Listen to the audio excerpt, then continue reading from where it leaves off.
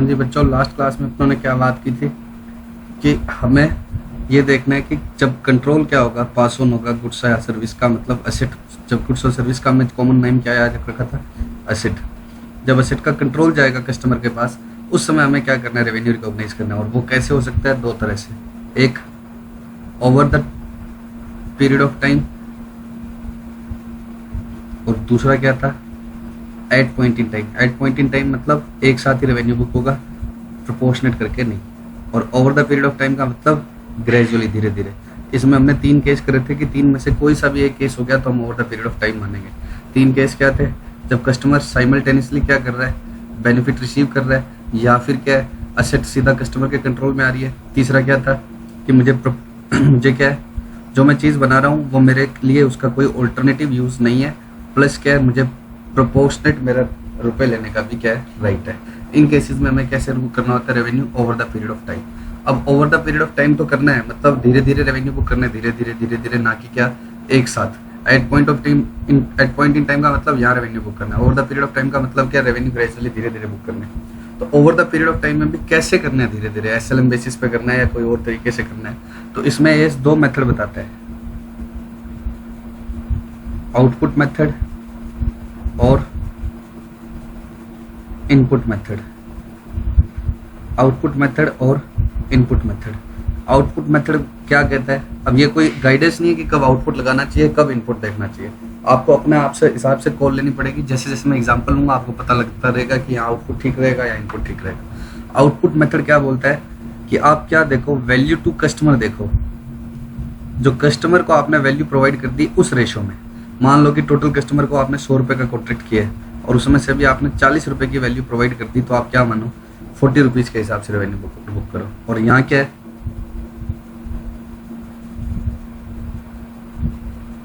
Entities efforts या entity की cost के रेशो में।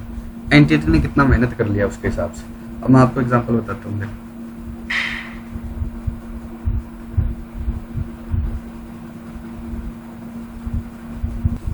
आपने मुझे डिजाइन ला कर दे दिया, मैं एक कॉन्ट्रैक्टर हूँ, डिजाइन मेरा नहीं है, ठीक है, मेरा कोई डिजाइन नहीं है। आपने मुझे डिजाइन ला के दे दिया और सिंपल सा एक बिल्डिंग बनानी है तुमने, जिसमें 10 क्या है, एक जैसे फ्लोर्स बनाने हैं। एक बिल्डिंग बनानी है, 10 बिल्कुल यूनिक फ्लोर है, किसी में किसी तरह का कोई डिफरेंशिएशन नहीं है, एक जैसे फ्लोर है, ठीक है।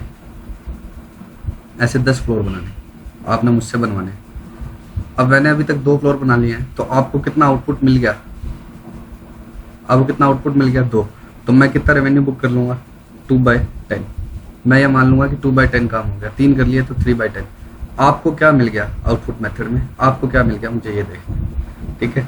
तो आपको क्या मिल गया, मेरी देखना मुझे क्या है कि मेरी परफॉर्मेंस किस रेशो में जा रही है, और मेरी परफॉर्मेंस उसी रेशो में जा रही है जिस रेशो में आपको आउटपुट मिल रहा है। जिस रेशो में क्या मिल रहा है, आपको आउटपुट मिल रहा है। तो मैंने सिंपल सा एग्जांपल लिया कि 10 फ्लोर बनाने हैं, 2 फ्लोर का काम हुआ, और क्या है, ओवर द पीरियड मैंने इसको क्या करना है, बुक करना है। ओवर द पीरियड क्यों बुक करना है, क्योंकि ये मेरा केस बी में फॉल कर रहा है। केस बी का मतलब जैसे जैसे मैं बना रहा हूँ वैसे वैसे आपके पास कंट्रोल आ रहा है, और एक जैसे फ्लोर है, इनमें किसी तरह की कोई क्या नहीं है, डिफरेंशिएशन नहीं है, एक जैसे फ्लोर है। 2 फ्लोर बन गए, आपको 2 का आउटपुट मिल गया, आपने अप्रेजल करवाया कि हाँ सब कुछ सही है, तो आपको 2 का आउटपुट मिल गया, तो मैं 2/10 रेवेन्यू बुक कर दूंगा।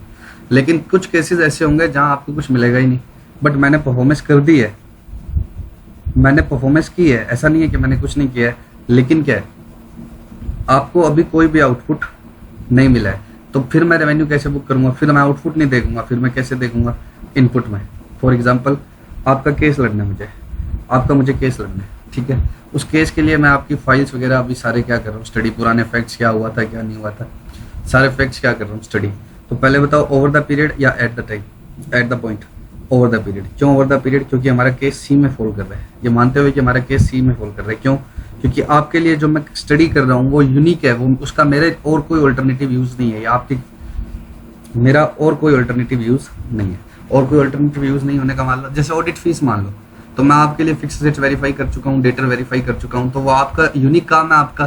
उस किसी और का एंटिटी में वो फिक्स सेट्स जो आपके लिए वेरीफाई कर ली, दूसरी जगह काम थोड़ी आ जाएगी, तो उसका कोई अल्टरनेटिव यूज है नहीं।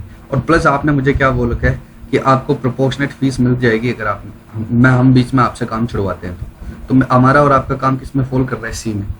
अब जब मैं डेटा चेक कर चुका हूँ तो आपको कोई बेनिफिट मिला इसका नहीं, या मैंने आपकी केस की फाइल स्टडी कर ली, तो आपको कोई बेनिफिट मिला नहीं। आपको तो बेनिफिट कब मिलेगा, जब ऑडिट रिपोर्ट साइन होगी या केस की हियरिंग होगी तब।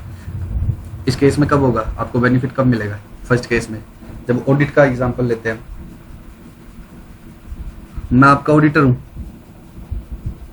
मैंने डेटा चेक कर लिया है, तो क्या मैंने डेटा चेक कर भी लिया है, तो आपको कोई आउटपुट मिला क्या, आपको क्या मिला, आपको कोई भी आउटपुट नहीं मिला। आपको कोई आउटपुट नहीं मिला, आपको तो जब बैलेंस शीट साइन होगी या मतलब ओपिनियन में दे दूंगा तब मिलेगा, या आपका कोई केस लड़ना है मुझे, तो मैं अपने फैक्ट स्टडी कर रहा हूँ, तो आपको क्या आउटपुट मिला, कुछ भी नहीं।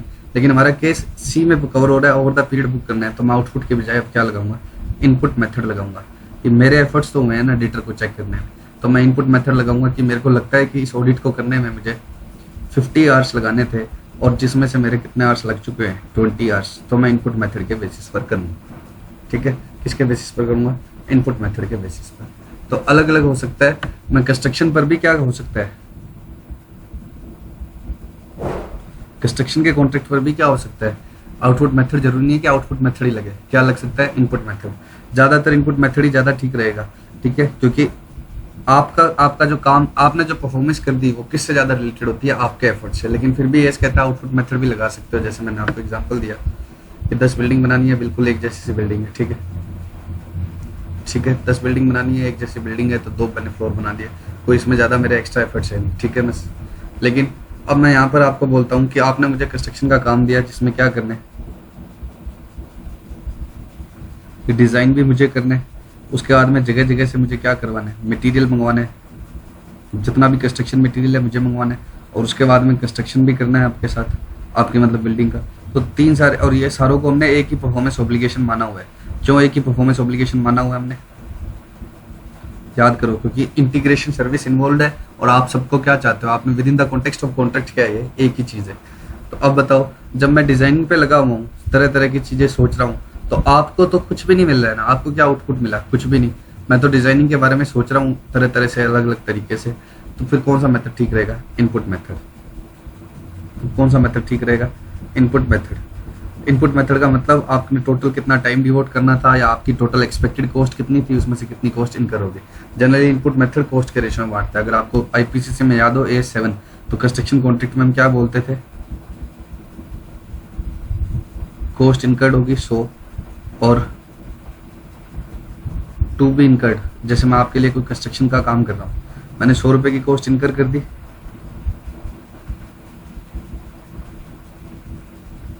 और टू बी इनकर्ड कितनी है, मान लो 400। तो मैं क्या बोलता था, 100 का काम हो गया आउट ऑफ टोटल 500, तो 20% काम हो गया। अगर आईपीसी में थोड़ा बहुत A7 याद हो, कंस्ट्रक्शन कॉन्ट्रैक्ट पर हम ऐसे ही लगाते थे। हालांकि अभी ये इतना सिंपल नहीं है ये वाली बात, मैं ये नहीं कह रहा कि इस एस में भी लगेगी, मैं थोड़ा सा याद दिला रहा हूँ। तो वो आप कौन सा मेथड यूज करते थे, इनपुट मेथड। वो कौन सा मेथड यूज करते थे, इनपुट मेथड। कि 20% काम हो गया, कैसे निकालते थे, 100 रुपए की कॉस्ट लगी आउट ऑफ टोटल 500, 100 प्लस 400 500, तो 20% काम हो गया। ये एक तरह से क्या लगाते थे आप, इनपुट मेथड लगाते थे। ठीक है, तो ये एस ऐसे कोई बताता नहीं है क्लियर कट कि आउटपुट लगाओ या इनपुट लगाओ, लेकिन ये कहता है कि जब सिग्निफिकेंट WIP इन्वॉल्व होता है ना, सिग्निफिकेंट WIP इन्वॉल्व होता है, तो कौन सा ठीक रहता है, इनपुट मेथड। आउट मतलब ये कहता है आउटपुट यूजफुल नहीं है। क्यों यूजफुल नहीं है, देखो आपने एक मेरी बात को सुनो, आपने मुझे प्लेन बनाने का कॉन्ट्रैक्ट दे दिया, या आपने मुझे कोई भी XYZ जॉब वर्क का काम दे दिया। अब वो आपके यहाँ जब तक बेनिफिट नहीं दूंगा, जब मैं पहले उसको बहुत सारी चीजें अपने यहाँ पर करने वाला हूँ। जैसे प्लेन बनाना है तो मुझे बहुत सारी चीजें क्या करनी है, अपने यहाँ पर उसको कंस्ट्रक्ट करना है, उसके 10 आइटम खरीदने हैं तो उनको जोड़ना है। आपको अभी तक कोई भी आउटपुट नहीं मिल रहा है, सारा का सारा काम कहाँ हो रहा है, मेरे यहाँ हो रहा है। तो सिग्निफिकेंट WIP बनता जा रहा है, और उसके बाद में कहीं जाकर क्या बनेगा, प्लेन बनेगा।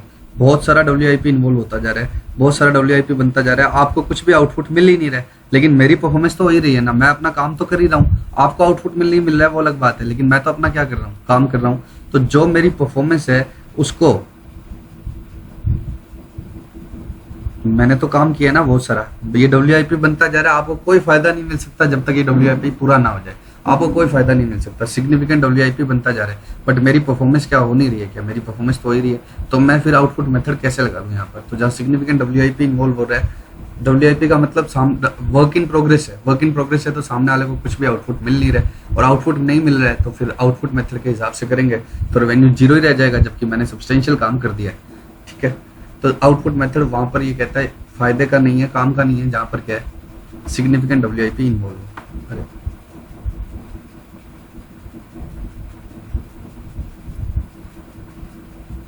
तो दो मेथड बताता है, आउटपुट मेथड और इनपुट मेथड, और जनरली प्रैक्टिकल क्वेश्चन किसका पूछता है, वो इनपुट का ही पूछता है। ठीक है, आउटपुट और इनपुट। आउटपुट में क्या लिखना है, मेरे एफर्ट्स क्या लगे, मेरे कितने घंटे लगे, मेरी कॉस्ट कितनी लगी, मेरे एफर्ट्स या मेरे इनपुट्स देखने हैं। और आउटपुट मेथड में क्या देखना है, कस्टमर को क्या फायदा हुआ, वैल्यू टू द कस्टमर क्या मिली।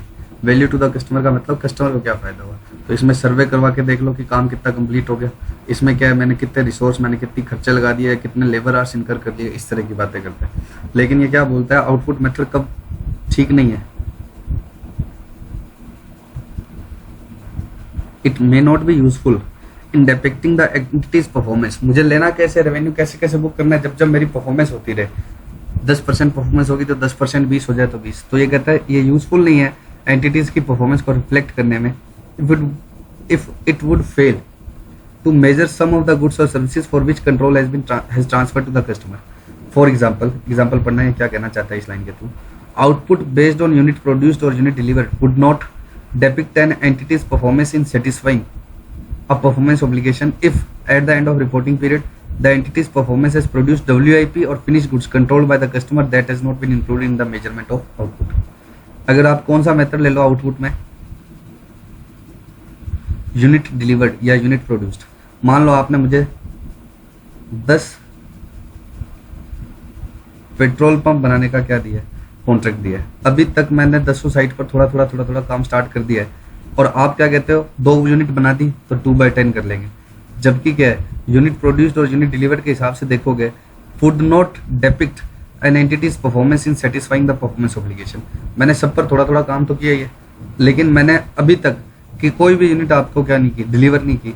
तो यूनिट प्रोड्यूस्ड के बेसिस पर देखोगे तो ये सही से नहीं आ रहा है। क्यों नहीं आ रहा, मैंने काम किया या नहीं, थोड़ा सभी साइट्स पर क्या किया हुआ है, काम किया हुआ है। लेकिन ये कह रहे 2/2 मैंने आपको 2 पेट्रोल पंप डिलीवर कर दिया तो आप कहते हो 2/10, 3 बना दी तो 3/10। लेकिन अभी तक मैंने एक भी पूरा नहीं किया है, लेकिन आप कह रहे हो यूनिट के हिसाब से देखेंगे तो गलत हो जाएगा। क्यों, कब गलत हो जाएगा, क्योंकि हर जगह मेरे पास काम किया हुआ पड़ा है।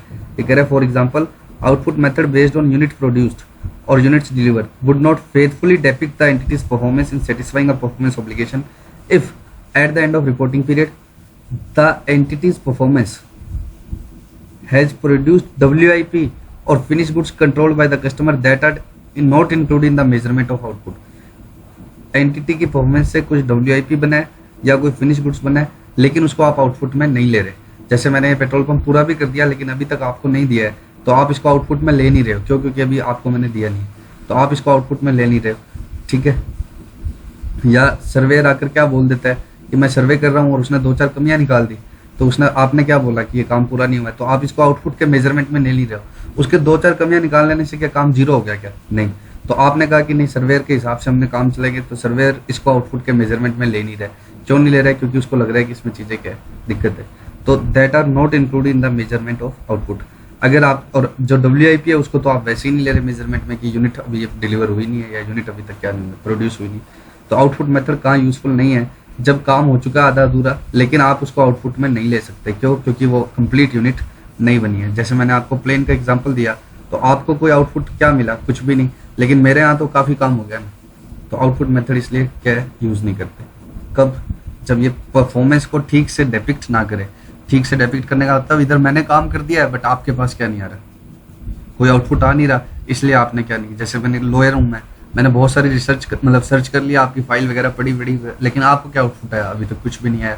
मेरे पढ़ने से आपको थोड़ी आएगा, वो तो मैं अपील में या हियरिंग में जाकर बोलूंगा तब आपको आउटपुट मिलेगा। तो क्या है, आपको आप उसको मेजरमेंट में ले नहीं रहे, आप कह रहे हो मेरे को तो 0 आउटपुट मिला है, लेकिन मैंने काम किया है, तो मैं अपना रेवेन्यू कैसे बुक करूंगा, इनपुट मेथड के बेसिस पे।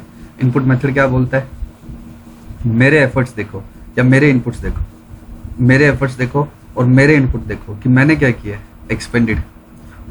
तो मेरे एफर्ट्स और मेरे इनपुट्स को देखो, और अगर ये इवनली है through out the performance period, अगर ये इवनली जाने वाले हैं, मेरे एफर्ट्स और इनपुट्स इवनली जाने वाले हैं, तब आप कैसे कर लो SLM।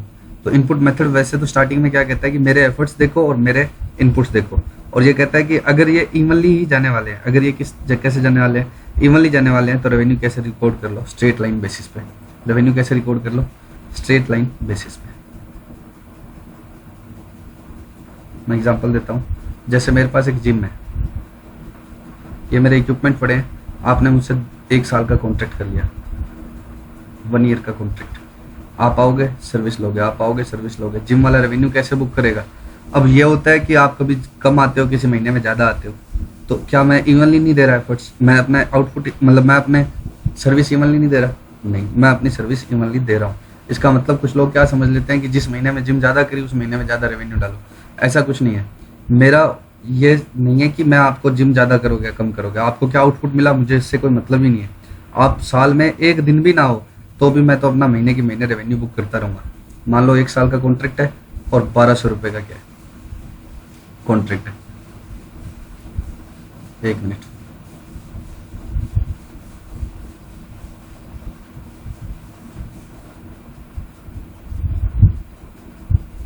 एक साल के कितने रुपए देने आपने? 1200 रुपये देने हैं। 1 साल के कितने रुपए देने आपने मेरे को? 1200 रुपये। मेरा काम ये नहीं है कि आप आओ और एक्सरसाइज करो, मेरा काम क्या है? जिम के इक्विपमेंट अवेलेबल करवाना। मेरे इक्विपमेंट क्या थे? रेडी थे। इसको क्या बोलते हैं? Stand ready obligation. इसमें मेरा ऑब्लिगेशन ये नहीं है कि आप एक्सरसाइज करो, मेरा ऑब्लिगेशन क्या है? Stand ready obligation. Stand ready obligation का मतलब क्या है? कि मेरे इक्विपमेंट आपके लिए रेडी थे, मेरे को आपको फैसिलिटी अवेलेबल करवानी है, ना कि क्या करवाना है। मेरे को आपको फैसिलिटी अवेलेबल करवानी है, ना कि एक्सरसाइज आप एक्चुअली करो। तो मेरे इक्विपमेंट्स आपके लिए रेडी थे, पहले महीने भी दूसरे महीने भी, तो मैं आपका रेवेन्यू कैसे बुक करूंगा? 100 रुपये का। इसका मतलब मेरा ऑब्लिगेशन ये नहीं था कि आप एक्सरसाइज करो, मेरा ऑब्लिगेशन क्या था? मेरा ऑब्लिगेशन ये था ही नहीं कि आप एक्सरसाइज करो, मेरा ऑब्लिगेशन ये था मेरी जिम आपके लिए रेडी है, मैं स्टैंड रेडी हूँ, मतलब मैं तैयार खड़ा हूँ, आप जब चाहो आकर कर लो 1 साल के अंदर अंदर, ठीक है, जो टाइम आपका फिक्स किया हुआ है। तो मैं 100 रुपये का रेवेन्यू बुक करूंगा। जनरली जिम वाले कैसे बुक करते हैं? SLM बेसिस पर। क्यों SLM बेसिस पर बुक करेंगे? क्योंकि उनका ऑब्लिगेशन ये थोड़ी है कि सामने वाला आकर क्या करे? एक्सरसाइज करे। हमारा ऑब्लिगेशन क्या है? हम तैयार थे आपके लिए, हमारे ट्रेनर तैयार थे, हमारी जिम तैयार थी, आप नहीं आए, आप 12वें महीने में सिर्फ एक, मान लो कि मेरा तो कॉन्ट्रैक्ट था 12 महीने आप एक्सरसाइज कर सकते हो, आप दूसरे 2 सिर्फ 12वें महीने में एक्सरसाइज करके गए, तो मैं ये थोड़ी मानूंगा कि 12 महीने मैंने आपके लिए क्या किया, 12वें महीने में ही क्या किया, आपके लिए सर्विस दी और मैं रेवेन्यू 12वें महीने बुक करूंगा, ऐसे थोड़ी। और मुझे नहीं पता वो कब कितना रेगुलरिटी से आएगा। हमारा ऑब्लिगेशन इसमें है ही नहीं कि तुम जिम करो, हमारा ऑब्लिगेशन इसमें क्या है? हमारा ऑब्लिगेशन ये है कि हमारी जिम आपके लिए रेडी थी, आप जब चाहो इक्विपमेंट को आकर महीने के महीने यूज करो, चाहे आखिरी महीने यूज करो, चाहे पहले महीने। तो मैं 12 महीनों में SLM करूंगा, क्योंकि मेरा ऑब्लिगेशन स्टैंड रेडी का है। और स्टैंड रेडी होना क्या है? स्टैंड रेडी ऑब्लिगेशन है, मतलब मैं तैयार हूँ, ठीक है, आपके लिए, और मैं स्टैंड रेडी 12 के 12 महीने इक्वली था। आपने यूज नहीं किया वो अलग बात है। जैसे एनुअल मेंटेनेंस कॉन्ट्रैक्ट होते हैं जनरली, AMC समझते हो? एनुअल मेंटेनेंस कॉन्ट्रैक्ट, कि आपके कंप्यूटर में कभी कोई प्रॉब्लम आ जाए, आपके AC में कोई प्रॉब्लम आ जाए, आप हमें फ़ोन कर देना। आपके कंप्यूटर में प्रॉब्लम आ जाए, आपके AC में प्रॉब्लम आ जाए, आप हमें फ़ोन कर देना। कंप्यूटर में प्रॉब्लम आ जाए तो आप हमें फ़ोन कर देना, ठीक है। और हम आपके लिए तैयार है, आप हमें साल के कितने रुपए दोगे? 12 लाख रुपए। तो हम साल के 12 महीने इक्वली तैयार थे आपके लिए। और मुझे पता है कि इनके इवन मतलब बराबर कैसे कॉल आते हैं इनके कंप्यूटर में, जब वायरस आ जाते हैं, कोई दिक्कत आती है, तो बराबर से, तो मैं इक्वल बेसिस पर कर लूंगा, क्योंकि ऑलमोस्ट स्ट्रेट लाइन बेसिस चलेगा। हाँ, लेकिन इन मेंटेनेंस कॉन्ट्रैक्ट में जब साफ क्लियर हो कि बराबर नहीं आएंगे, किसी पर्टिकुलर मंथ में इनके ज्यादा आते हैं, जैसे मान लो कि ट्रक का AMC ले रखा है मैंने, किसी कंपनी के सभी ट्रक्स का AMC ले रखा है, और मुझे पता है कि इस कंपनी वाले ट्रक वाले ऐसे बराबर नहीं आते, छोटी मोटी समस्याओं पर ये आते ही नहीं है, ये इन 2 महीने में ज्यादा आते हैं, इन 2 महीने में ज्यादा आते हैं। जो इन 2 महीनों में ज्यादा आते हैं, मुझे पता है कि इन 2 महीने में मेरे लेबर आवर्स ज्यादा लगते हैं। नॉर्मली मुझे नहीं पता होता है, लेकिन मुझे पता है इस कंपनी का पैटर्न क्या है, कि इन 2 महीने में इसके ट्रक क्या रहते हैं? फ्री रहते हैं। इन 2 महीने में इसके ट्रक क्या रहते हैं? फ्री रहते हैं। इसका आगे मतलब क्या होता है, डिस्ट्रीब्यूशन का सिस्टम रुका हुआ होता है एक पर्टिकुलर 2 मंथ्स में, तो उस समय ये ट्रक ज्यादा हमसे कर रही। मेरा पास्ट एक्सपीरियंस मुझे पता है, मेरे लंबे समय का इसके साथ क्या है कॉन्ट्रैक्ट चल रहा है, मुझे पता है पास्ट से कि इन 2 महीनों में मुझे ज्यादा लेबर और एक्सपेंड करने पड़ते हैं, तब SLM लगाऊंगा, जरूरी नहीं तब SLM लगाऊं मैं, जरूरी नहीं। तो ऐसा नहीं कह सकते कि जितने भी स्टैंड रेडी ऑब्लिगेशन है उनमें सब में क्या लगाया जाए? SLM। स्टैंड रेडी ऑब्लिगेशन का मतलब हम तैयार है तुम्हारे को सर्विस देने के लिए। मैं तीनों एग्जांपल को एक बार ऊपर वालों को बोलता हूँ। स्टैंड रेडी ऑब्लिगेशन, ठीक है, स्टैंड रेडी ऑब्लिगेशन का मतलब हम तुम्हारे लिए तैयार है, आप जब चाहो आकर सर्विस ले जाना जिम में, ठीक है। इसमें कोई ऐसा नहीं था। और एक 1200 रुपये अमाउंट कुछ भी ले लो, 1200 रुपये साल के थे तो हर महीने 100 ले लेंगे, क्योंकि हम तो हर महीने बराबर तैयार थे। तुम कम आए ज्यादा आए उससे हमें कोई मतलब नहीं है। लैपटॉप का एएमसी का कॉन्ट्रैक्ट है, लैपटॉप या कंप्यूटर्स का। स्टेट बैंक ऑफ इंडिया के दिल्ली में जितने भी लैपटॉप कंप्यूटर्स में कोई भी दिक्कत आएगी वो मुझे फ़ोन करेंगे, मेरे स्टाफ उनको जाकर क्या कर देंगे, ठीक कर देंगे। हम 12 महीने इक्वल स्टैंड रेडी थे और लगभग मुझे पता है कि कॉल्स का पैटर्न क्या है, बराबर सही आता है। कभी कहीं इसमें ज़्यादा आ जाता है, कभी इसमें, कभी एक ब्रांच में ज़्यादा आता है, दूसरे में कम आ जाता है। तो मुझे पता है कि लगभग बराबर है या थोड़ा बहुत अनइवन भी है तो भी चलेगा एसएलएम, ठीक है। लेकिन अब वही एएमसी मैं किसके लिए लेता हूँ, एक ऐसी कंपनी के लिए जिसके ट्रक जितने भी चलते हैं वो मेरे से मेंटेन करवाते हैं जब जब खराब हो जाए, ठीक है।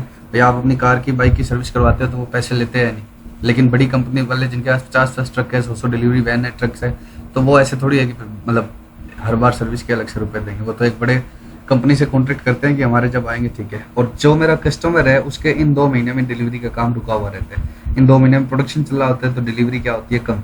तो इन 2 महीने में वो ट्रक क्या करवाते हैं, ज़्यादा रिपेयर करवाने आ जाते हैं कि ठीक है इस समय क्या है, उसको ठीक ही करवा लो, मेंटेनेंस ही करवा लो।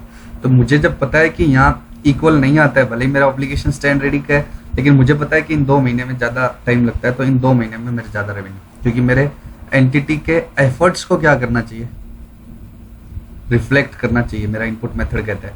तो यहाँ एसएलएम नहीं कहता, लेकिन मेरे एफर्ट्स ही एसएलएम है, इसलिए यहाँ पर मेरे एफर्ट्स एसएलएम नहीं है, यहाँ पर ज़्यादा होते हैं। और कई बार क्या होता है, मेंटेनेंस कॉन्ट्रैक्ट में क्या एग्री होता है कि आपको हम टोटल 500 आवर्स की सर्विसेज देंगे। आपको हम कितने आवर्स की सर्विस देंगे, 500 आवर्स की। अब आप पहले महीने ज़्यादा लेते हो तो हम पूरे एग्जैक्टली हमारा स्टाफ आपके लिए डेडिकेटेड रहेगा, जितने घंटे होंगे वो साइन करवा के जाएगा, कितने घंटे हमारे लिए काम किए, और टोटल जितने आवर्स आपके हो जाएंगे उसके हिसाब से हम क्या करेंगे, रेवेन्यू बुक करेंगे। जितने आवर्स आपके ऊपर डेडिकेट होंगे उतने, मतलब आप मुझे 5 लाख रुपए दे दो, हम आपको कितने आवर्स देंगे, 5000 आवर्स की सर्विस देंगे। अब पहले महीने कोई 10 आवर्स ले गया, तीसरे महीने 30। जब इस तरह से आवर्स का होता है ना कॉन्ट्रैक्ट, तो सामने वाला भी हिसाब रखता है, तो फिर तो मेरे एफर्ट्स क्या है इस हिसाब से जा रहे हैं, तो मैं एसएलएम नहीं करूंगा। कई बार ऐसे भी होते हैं, जैसे प्लेन ओरो में कॉन्ट्रैक्ट क्या होता है, इतने आवर्स का मेंटेनेंस कॉन्ट्रैक्ट है, 500 आवर्स का, 5 लाख रुपए का, साल भर का, आपको 500 आवर्स की सर्विस देंगे। तो जिस महीने जितना आवर्स आपको डेडिकेट किए उसके हिसाब से। तो एंटिटी के एफर्ट्स ये कहता है कि जब एसएलएम ही हो तो एसएलएम बुक कर लो, एंटिटी के एफर्ट्स एसएलएम नहीं हो तो जिन महीनों में ज़्यादा है उन महीनों में, या फिर आवर्स के हिसाब से तो इस हिसाब से। तो इनपुट मेथड या मतलब ओवर द पीरियड का मतलब हमेशा एसएलएम नहीं होता। तो एंटिटी के एफर्ट्स अगर क्या है, इवनली एक्सपेंड होने वाले हैं, एंटिटी के एफर्ट्स क्या होने वाले हैं, इवनली एक्सपेंड होने वाले हैं, तब कैसे बुक कर लो, रेवेन्यू ऑन एसएलएम बेसिस। तो ऐसे एसएलएम बेसिस नहीं करना, जब एंटिटी के एफर्ट्स कैसे होने वाले हैं, इवनली, ठीक है। और अगर इवनली नहीं है तो एसएलएम बेसिस पर नहीं करना। ये क्वेश्चन देखो, एक an entity owners and managers of health clubs enters into a contract with customer for 1 year of access to any health club. तुम दिल्ली में 10 जगह हेल्थ क्लब है, आप किसी में भी 1 साल के लिए जा सकते हो, ठीक है। हेल्थ क्लब मतलब gym. The customer is unlimited use of health club and promises to pay 100 per month. The entity's promise to customer is to provide a service of making the health club available for the customer to use as and when the customer wishes. मेरा obligation ये नहीं है कि तुम exercise करो, मेरा obligation ये ensure करना नहीं है तुम एक्सरसाइज करो, मेरा ऑब्लिगेशन क्या है, हेल्थ क्लब अवेलेबल करवाना, तो वो मैं तुम्हें करवा रहा हूँ, ठीक है। तो इवेल्युएट करो कि ये ओवर द पीरियड है या नहीं, और अगर ओवर द पीरियड है मतलब at the point in time नहीं है, ओवर द पीरियड है, तो रेवेन्यू कैसे रिकॉग्नाइज करना चाहिए। अब सब सर्विस हाथों हाथ रिसीव कर रहे हो, मेरा ऑब्लिगेशन क्या है, हेल्थ केयर सर्विस अवेलेबल करवाना। आप यूज करो या वो ना करो वो नहीं है, तो मेरा जो ऑब्लिगेशन है वो हाथों हाथ आपको मिल रहा है, साइमल्टेनियसली आपको मिल रहा है, ठीक है। The health care provides access to service uniformly throughout the year. The extent to which customer uses the health club does not affect the amount of remaining goods और services to which customer is entitled. Customer use करे या ना करे, इससे आगे की service देखो। एक तो ये होता है कि मेरे 2 बैच चल रहे हैं, ठीक है, आप सुबह भी आ रहे हो शाम को भी आ रहे हो, ठीक है। तो मैं कहता हूँ सुबह भी आगे शाम को भी आगे, तो शाम वाला सिलेबस आपका हो ही गया, शाम वाले चैप्टर्स, तो अब आप सुबह वाले में मत करो। तब तो क्या हो रहा है, आप जितनी ज़्यादा सर्विस ले रहे हो उससे बाद वाली सर्विस क्या होती जाएगी, कम होती जाएगी। जैसे 500 आवर्स मुझे आपको डिवोट करने हैं, आप सुबह भी आते हो और शाम को भी आते हो, तो शाम को जो चैप्टर हो गए वो मैं आपको बोलूँगा कि सुबह वाले बैच में दोबारा क्यों गए, ऐसा मैंने कभी नहीं बोलूँगा, मैं समझाने के लिए बोल रहा हूँ। तो ये कह रहा है हेल्थ क्लब, अब इस लाइन को पढ़ना, the health club provides access to service uniformly throughout the year, the extent to which customer uses the health club. तुमने जितना ज्यादा हेल्थ क्लब यूज किया या जितना आपने हेल्थ क्लब यूज किया, किस एक्सटेंट तक किया, डज नॉट अफेक्ट, इस बात को अफेक्ट ही नहीं करेगा अमाउंट ऑफ रिमेनिंग गुड्स और services to which club is entitle, to which customer is entitled. तो मैंने तो आपको बोला है कि साल भर के लिए मेरा हेल्थ क्लब आपके लिए रेडी रहेगा, आप जब आओ कर लो। आपने पहले महीने ज्यादा करी कम करी, मुझे इससे मतलब नहीं है। तो extent to which customer use the health club, जितना आप हेल्थ क्लब यूज करते हो, does not affect the amount of remaining goods और सर्विसेज। रिमेनिंग गुड्स और सर्विसेज तुम्हें कम मिलेगी, अब तुमने ज्यादा कर लिया, ऐसा तो नहीं है। मान लो तुम पहले 2 महीने नहीं आए, तो तुम कहते हो कि हम 2 महीने तो आए नहीं थे, 10 महीने तो ये करेंगे प्लस 2 महीने अगले साल के और करेंगे। मैं कहूंगा नहीं, तुमने नहीं किया, तो तुमने जो जितना यूज किया उससे मेरी आगे के रिमेनिंग गुड्स और सर्विसेज अफेक्ट नहीं हो रही। इसका मतलब क्या है, मैं जो हेल्थ क्लब अवेलेबल करवा रहा हूँ वो तुम्हें साइमल्टेनियसली रिसीव हो रहा है। तुम यूज नहीं कर रहे, उससे मतलब नहीं है। तुम साइमल्टेनियसली सर्विस यूज रिसीव कर रहे हो, कंज्यूम कर रहे हो। कंज्यूम करने का मतलब आपका एक्सरसाइज करने से नहीं है। कंज्यूम करने का मतलब क्या है, मेरी सर्विस क्या थी, अवेलेबल होना, और अवेलेबिलिटी आप हाथों हाथ रिसीव कर रहे हो। मैं अवेलेबल था, तुम नहीं आ रहे, इसका मतलब क्या है। जैसे आप बोलो कि मैं कोचिंग में आया ही नहीं पहले महीने, तो वो तुम्हारी गलती है। मैं आपके लिए अवेलेबल था, मैं बाकी बच्चों को पढ़ा रहा था। इसका मतलब ये थोड़ी है कि मैं रेवेन्यू कम बुक करूं। मान लो 5 बच्चों का बैच, मान लेते हैं एक और 5 स्टूडेंट्स का बैच है, 4 स्टूडेंट्स रेगुलर आ रहे हैं और 1 स्टूडेंट पहले महीने नहीं आया, तो उसकी फीस बुक मत करूं। नहीं, उसने मेरी सर्विस क्या थी, पढ़ाना, मैं पढ़ा रहा था, मैं अवेलेबल था उसके लिए, साइमल्टेनियसली उसको रिसीव हो रही थी, क्योंकि मेरा काम क्या था, पढ़ाना। तुम आओ या ना आओ, तो सेम जिम का काम क्या है, अपने इक्विपमेंट अवेलेबल करवाना, कस्टमर आए या ना करे। तो इसमें इसलिए क्या कहता है कि ओवर द टाइम तो है। पहली बात तो इसने क्या बोली, ओवर द टाइम है। क्यों? क्योंकि हमारा काम क्या नहीं था, हमारा काम ये नहीं था कि तुम्हारे को हमने ये थोड़ी पैकेज दिया है कि तुम्हारे इतने डोले बन जाएंगे, इतनी बॉडी बन जाएगी, तब हम पैसे मतलब तब लेंगे। हमारे डोले बनाने का काम थोड़ी है, हमारा काम क्या है, इक्विपमेंट अवेलेबल करवाना। वो हम अवेलेबल थे एनी टाइम, तो हम जो अवेलेबल करवा रहे थे वो आपको हाथों हाथ मिल रहा था, वो आपने यूज नहीं किया, वो आपकी गलती है।